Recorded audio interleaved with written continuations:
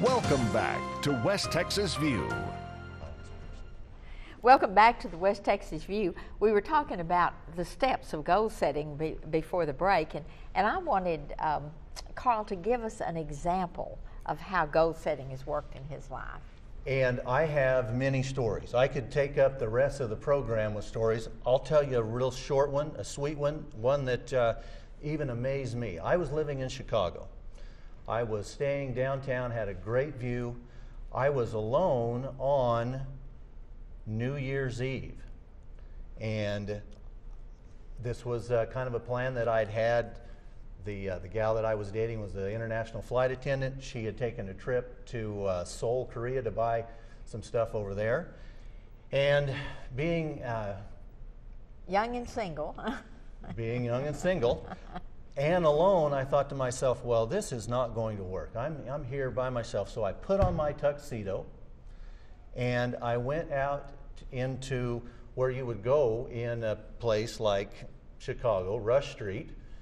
And I went to a place that, one of the few places that I had seen, and I stepped up inside and I ordered a cranberry and soda. In walked a guy that had a Warner's Brothers hat on, sat down beside me. He ordered a cranberry and soda. We exchanged stories, and within 3 weeks, I was working for him in California. So the serendipity of all of that is, what goal did you make that brought you to that step? I wrote down that I wanted to live and work in a warm place, that I wanted to be involved in movies and film, and I wanted to be a part of an exciting career that would launch me into other things that I could give back to the community, especially in a place like California, LA, wherever. See, I believe that God puts people and things in your path, but many times we don't pay any attention, or we eliminate those things instead of saying, why was this person put in my path? Or why was this book, why does it keep appearing on my desk? There's a reason I need to read this. Right. And so there's a lot of things that really we just ignore that would be so helpful and life-shaping sometimes. They are. And the key to this, I'm telling you, the key to this is to write it down. If you write it down, there's something about when you translate something into writing and you see it, it begins to take shape. It begins to happen. And then if you say it out loud, there's that another element that you add to it. Another sense that you're telling. Exactly right. So not only are you seeing, not only did you write it down, but then you see it, you then say it, so you hear it also, and it begins to take even more of a life of its own on. Another time, I wrote down that I wanted to spend spring break in Florida. I was living in New York City at the time. I go to a coffee shop. About all I could afford right then at that time was a cream cheese bagel and coffee, light and sweet.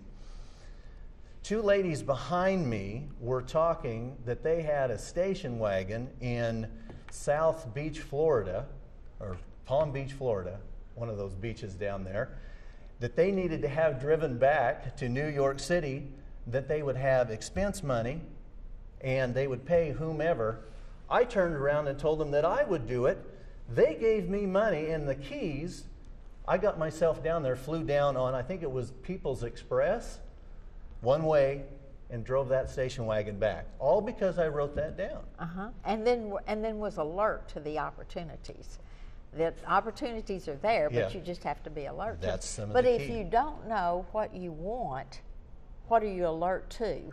Right. You know, in Alice in Wonderland, the Mad Hatter says, where do you want to go? And she said, I don't know. And she said, well, if you don't know, either path will take you there. If you don't, it'll take you to nowhere because you don't know where you want to go. So just take any path. Yes. And oftentimes, especially as you sit there and you're viewing and you're thinking to yourself, well, these things happened to this guy, or these things have happened for Johnny Lee. They're lucky. There are people out there that we aren't just the only two examples. This can and will happen if you take these steps. The first one is write it down. I can't express that. I can't, what do you say? Emphasize how important that is. it's the first step. So it doesn't matter if it's on a napkin. It doesn't matter if you can write it on your hand and then transfer it somewhere.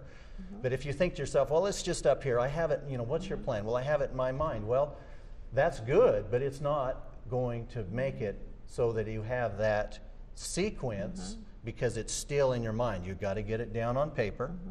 You've got to put steps to it, and it has to translate then into something tangible. And you'll specific. It Yes. can't be vague. You can't say, I just want to be happy, that's my goal. You've got to be very specific. And one of the things that I use as an example is don't say, I want a new car. Tell me what kind you want, down to what kind of knobs you want on the car and everything about it. And then as you visualize it, you begin to taste it.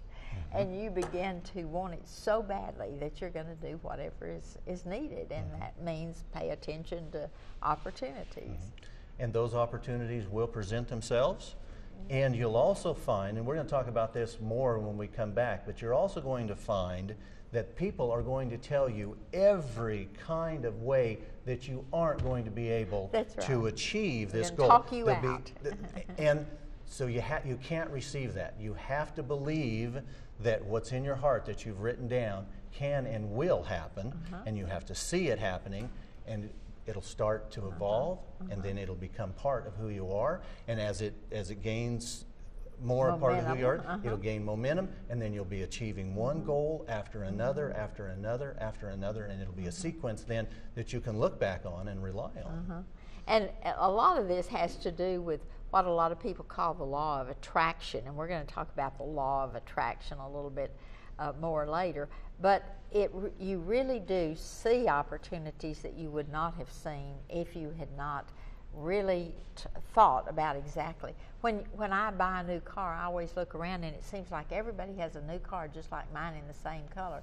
And I'd never noticed that before because I hadn't been thinking about it. I had just dismissed it. So those are the kinds of things that we need to all get into our mind, is that we can control in a big part our destiny if we just put our mind and our thoughts and our emotions and our feelings all into this. That's exactly and, right. So when we come back after the break, I want you to tell some more stories because I like your war stories. We're going to be back in just a minute and continue this program about facing the future with a lot of optimism and excitement and a direction of how you want to go, what you want to do and be and have during the year of 2011. See you in just a minute. Stay tuned. West Texas View will be right back.